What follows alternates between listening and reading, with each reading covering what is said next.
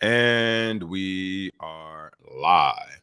Good morning, crypto warriors, and welcome back to the Gym in the Crypto, episode 1138. Today is Tuesday, August 29, 2023, and I'm King here to bridge the gap between the community and crypto every day, Monday through Friday, normally at 10ish.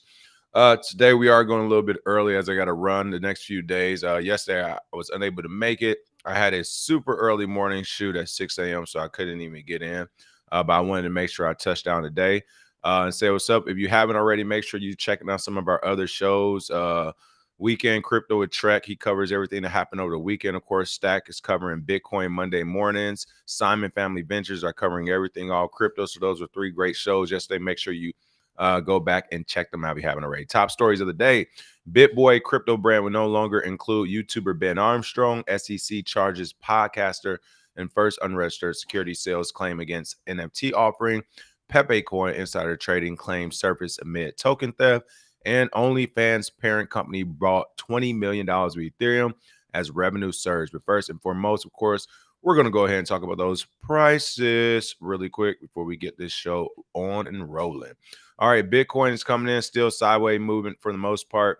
Here you can see at $26,023. Down 0.38%.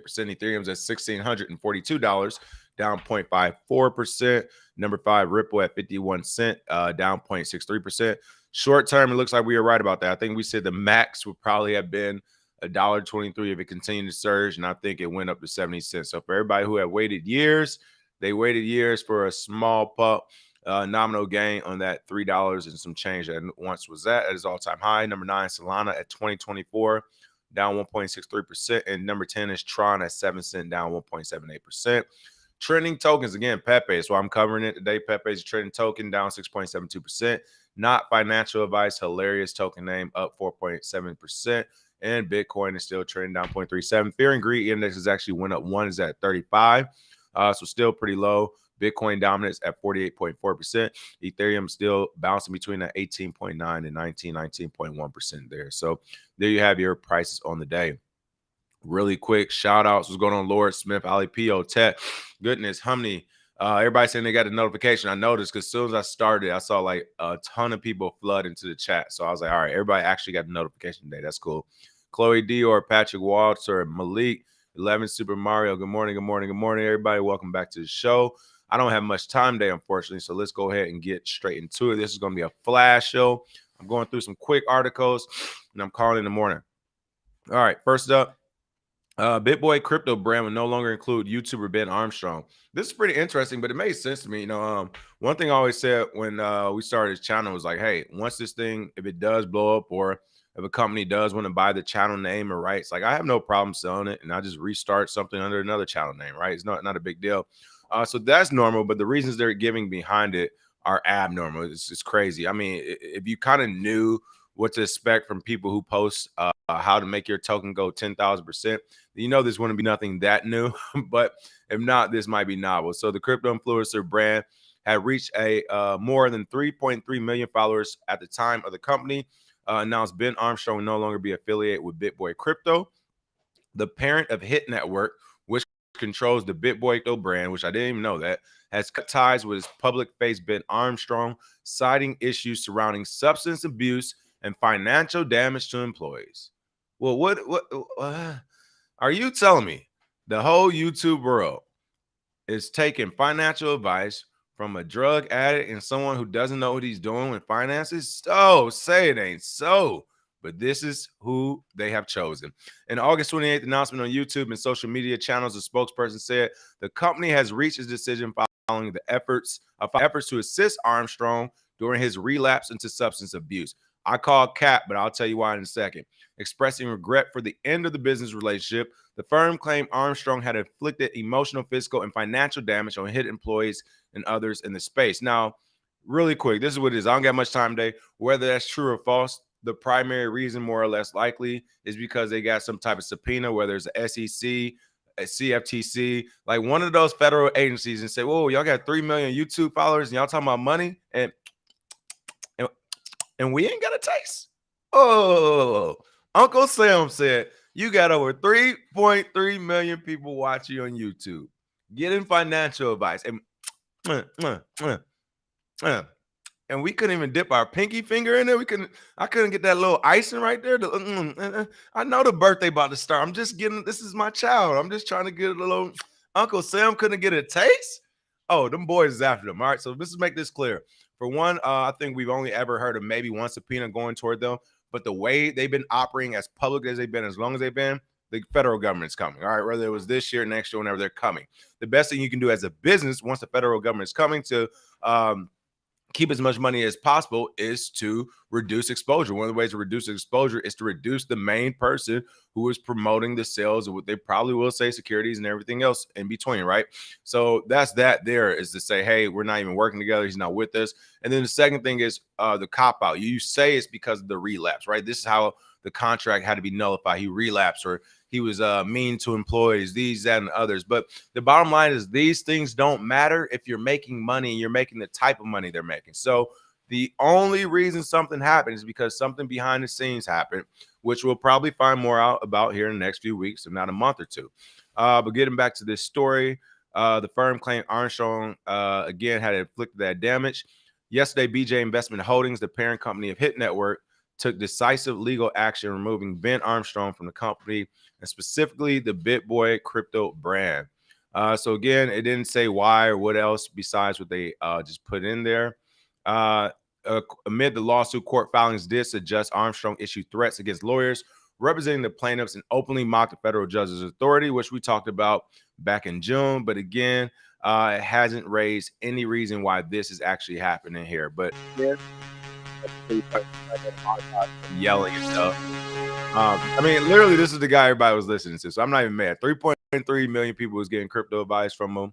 It is what it is. We'll see what happens. So yeah, the Bitboy crypto's out and by its own company, which is even crazier, is the fact that the company has his name on it and they're still like, see ya. So again, I know we'll be reporting more on the story. I'm not going to add any more speculation or anything to it. I'm sure we'll get more facts here in the coming weeks, but stay tuned. All right, SEC, now that we're talking podcaster, SEC charges podcaster and first unregistered security sale claim against NFT offering. Impact Theory produces entertainment and educational podcasts and was trying to build the next Disney when it invited investors to purchase its NFTs. I mean, I don't have much time, so I'm going to get to the meat of it. A podcasting company sold NFTs, made about $30 million, and once again, didn't think to call up Uncle Sam. I mean, this story is in, it's the beginning and end right there. I got a net in front of me. It's like a baby flyer net. It just keeps flying in front of me. It's destroying my concentration. But excuse me, we've heard this story many times before, usually with bigger projects and companies. Podcasters alike aren't exempt from this. And we talked about this before. I think the key number is about $10 to $14 million. But after you hit like that 10, 12, $14 million ballpark number, especially, I mean, 20 is the official number, but you get around 14 million bucks, $15 million, like you can kind of skate.